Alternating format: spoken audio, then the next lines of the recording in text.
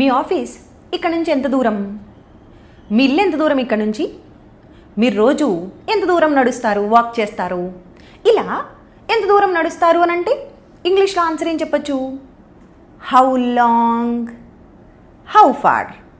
ఎక్కువ కన్ఫ్యూజ్ అవుతూ ఉంటాం కదా, హౌ లాంగ్ చెప్పాలా, హౌ ఫార్ చెప్పాలా? ఇలా దూరం గురించి మాట్లాడుతున్నాం, ఎంత దూరం. ఓకే, సో ఇలా దూరం అన్నప్పుడు ఫార్ అంటాం కదా మామూలుగా, అది గుర్తుపెట్టుకోండి. చాలామంది మన ఆన్లైన్ ఆఫ్లైన్ క్లాసెస్ స్టూడెంట్స్లో కూడా ఇది కన్ఫ్యూజ్ అవుతూ ఉంటారు. హౌ ఫారా, హౌ లాంగా మార్చి చెప్తూ ఉంటాం.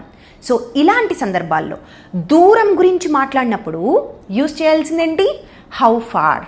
ఓకే, మరి హౌ లాంగ్ ఎందుకు కన్ఫ్యూజ్ అవుతున్నారు? హౌ లాంగ్ అంటే ఎంతసేపు. ఓకే, టైం పీరియడ్ గురించి మాట్లాడతాం.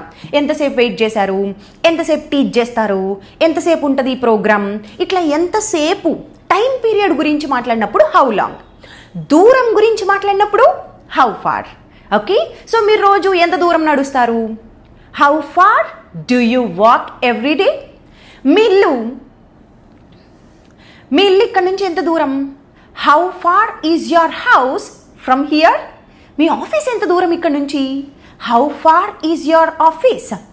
హౌ ఫార్ అనేది దూరం ఒకటే కాకుండా ఇంకొక సందర్భంలో కూడా వాడతాం. ఎంతవరకు, ఎంత మేరకు అని చెప్పినప్పుడు కూడా హౌ ఫార్ అంటాం. ఎంతవరకు ఇది correct? How far is it correct? ఇది ఎంతవరకు నమ్మశక్యంగా ఉంది? How far is it believable? ఇలా కూడా హౌ ఫార్ని యూజ్ చేయొచ్చు. నేర్చుకున్నారు కదా? Follow for more.